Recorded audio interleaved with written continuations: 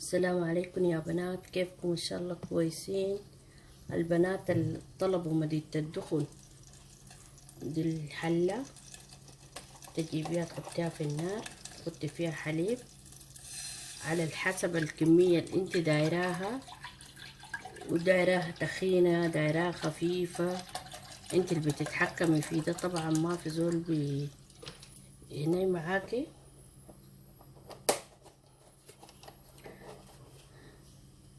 نخليها في النار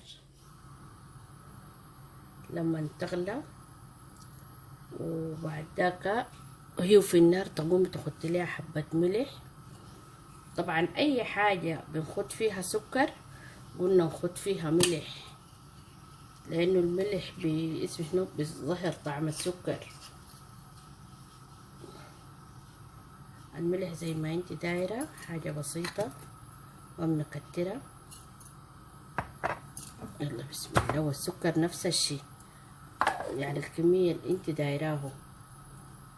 انا ساكت كده هاخد بالتقريب، يعني ما هاخد ما حاجة قايساها يعني، بس الطعام اللي انت دايراه. يلا نجي لدقيق الدخن يا بنات. يلا دقيق الدخن مشكلته شنو يا بنات؟ بمرر سريع، لازم تحطيه في الفريزر، بالذات دول الخليج تحسي بقطع عديل كده. اهان، وتحطيه في الفريزر. ويا ريت لو خدتي في حاجة خدتي له يا معلقة عشان يشيل الرطوبة.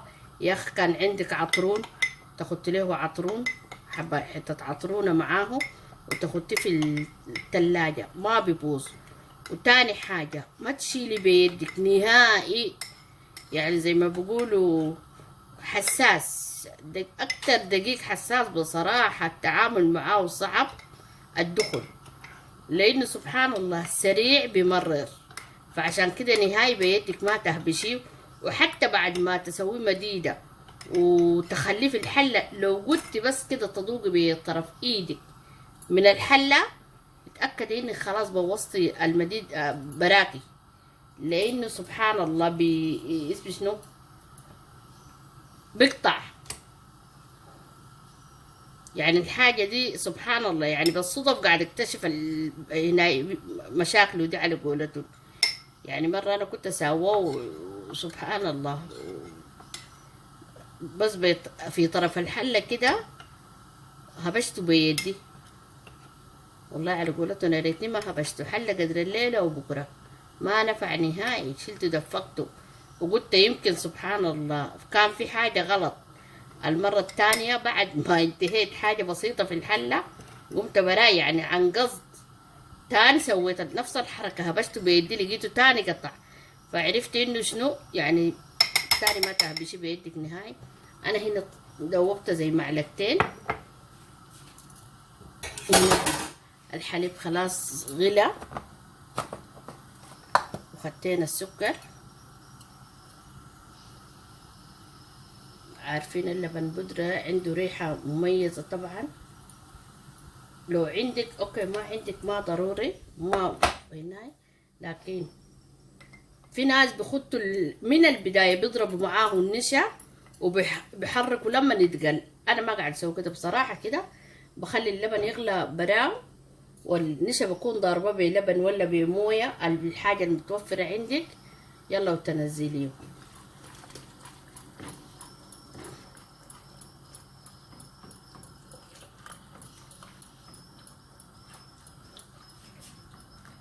هو والله بصراحة حلو شديد، وسبحان الله بيقطع العطش.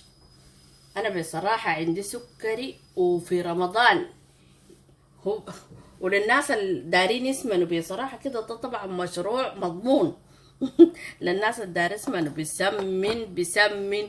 انا في رمضان زي ما بيقولوا 30 صباح بشربه، لانه بصراحة لا بيجوعني لا بيعطشني انا لما نشرب الدخن. لكن ما شاء الله بعد رمضان زيادة ما شاء الله ما مشكلة.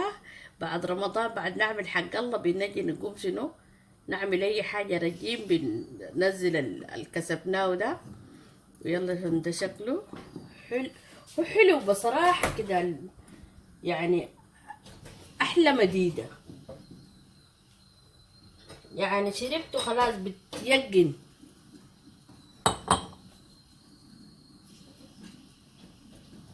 مديدتها حلوة وطعمة وبتشبع، أهم حاجة إنها بتشبع، لكن الماء أهم حاجة إنها بتسمن. دي المشكلة بتاعتها بصراحة كده. ودايرة أسويها أضخم من كده، دايرة أسويها أخف، دي حاجة بترجع ليك. أنا حوريكي هسه الهناي بتاعها لأني ما قدرت أشيلها. انتظروا.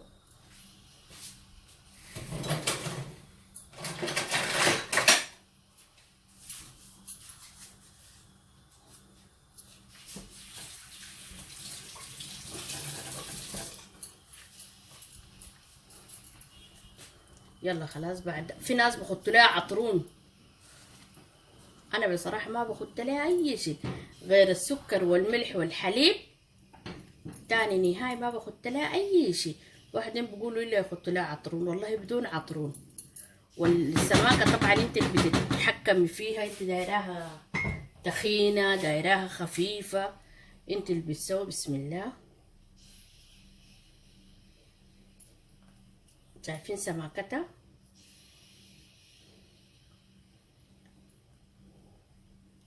حلوة ومغذية بصراحة. يعني في رمضان أحلى منها ما في. أنا بصراحة أنا من الناس اللي ما بقدر استغنى عن الدخن ده نهائي. أي شيء ولا أخلي الدخن. وإن شاء الله يعجبكم وينال رضاكم، وتابعوني في فاتية السودانية، وتفضلوا يا حبايب. بس جربوه في رمضان، ما فيه عطرون ما فيه اي شيء. في ناس بخطوا عليه عطرون، انا ما خدت عليه اي شيء بصراحه، بس حليب سائل وحليب بودره ومعه حبه ملح وسكر، واحلى منه ما في. لحد ما نجيب نسوي لكم حاجه تانية. تسلموا يا بنات.